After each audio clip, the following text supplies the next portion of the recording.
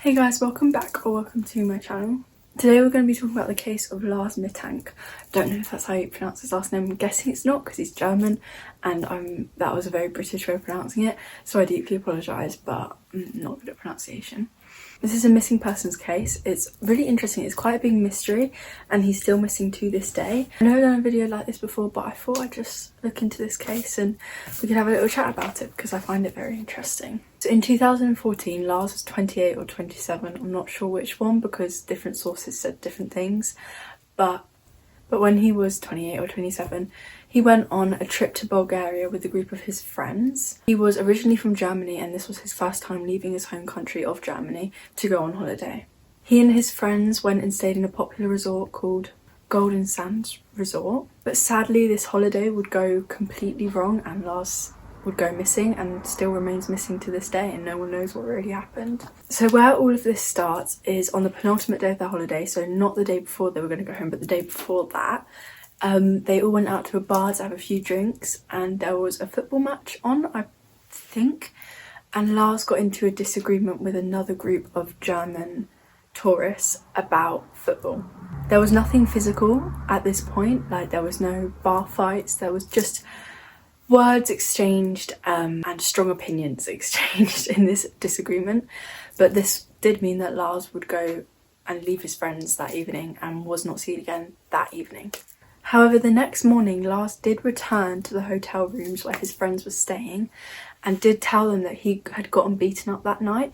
No one knows where he went for that whole night, but he just reappeared the next morning and told everyone that he'd been beaten up. We don't know exactly who beat him up. Like, we don't know if this was a fight, if it was a mugging, if it was a jumping, if it was to do with the people in the bar. But there are obviously theories that it was the other group of German guys or people hired by them, people have said.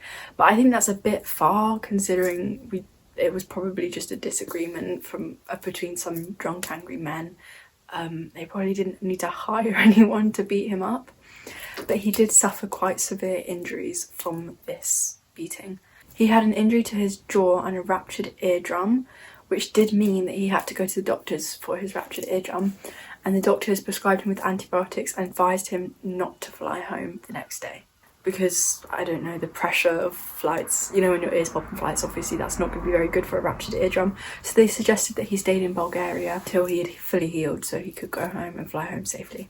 So obviously the next day his friends left and they flew home and Lars decided to check into a hotel near the airport. However, this quickly after the attack is when he would start to show symptoms of paranoia, and the CCTV footage of him in the hotel corridors just acting erratic and strange and so out of the ordinary for him.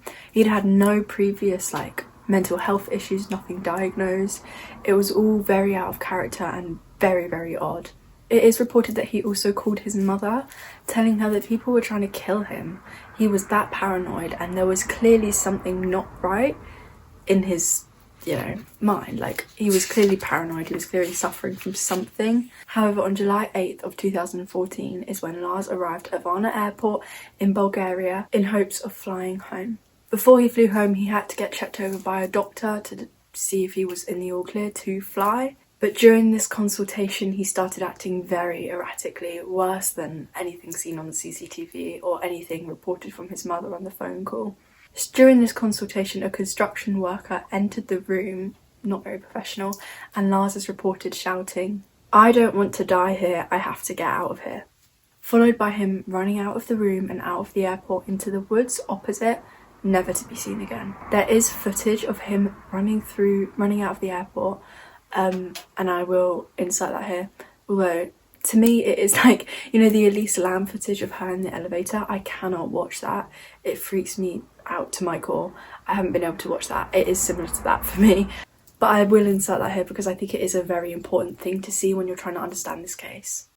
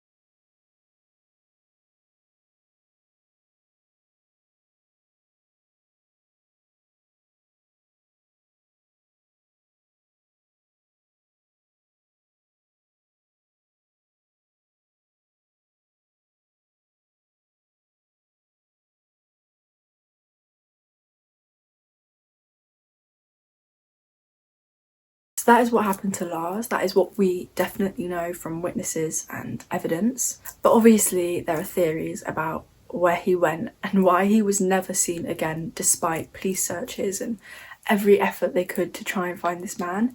He just disappeared off the face of the planet, basically. Obviously, the clearest one is the antibiotics that he was prescribed, causing a psychosis, because all of his symptoms are very clear to be psychotic, you know?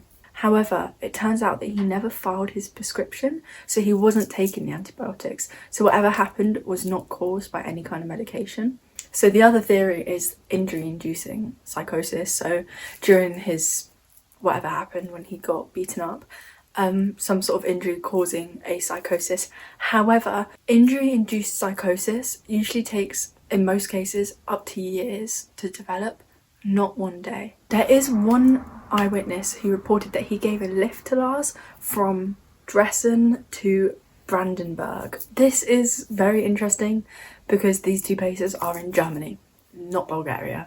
So if this eyewitness is telling the truth, somehow Lars got from Bulgaria to Germany by himself, which I don't see how that could have happened when he was a reported missing person, and absolutely nothing came from this eyewitness's account, absolutely nothing, so we don't know where that went. Obviously theories popped up like he was involved in drug smuggling, that's why he got into this altercation and got beaten up, and that's why he suddenly went missing, because he had debts to people and whatever, but we'll never know.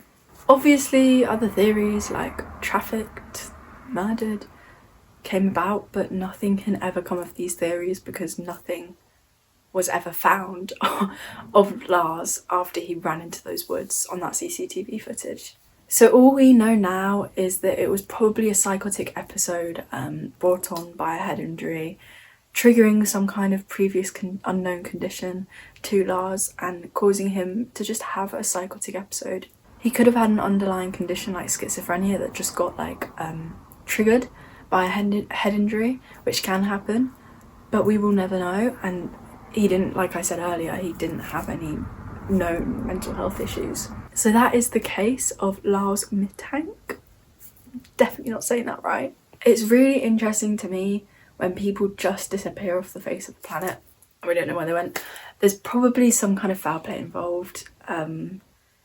And maybe he wasn't as paranoid as we thought he was. Maybe it was just a really bad psychotic episode and he ended up getting himself into a situation that he couldn't get out of and was never found. It will probably always remain quite a mystery as to what actually happened. I find it really interesting that he did get beaten up the day before.